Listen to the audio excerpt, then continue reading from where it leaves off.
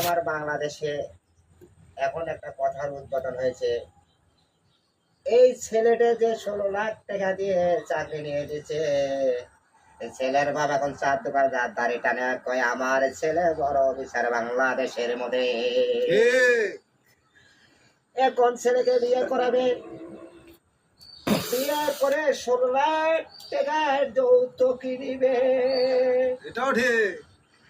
16 লাখ টাকা যৌতুক নিবে, মেয়েও ভালো নেবে। ওরে আমার বাংলাদেশে এখন হচ্ছে ছেলেটার মতো নেশা হয়ে গেছে যৌতুক নেওয়া ঠিক না বেডি?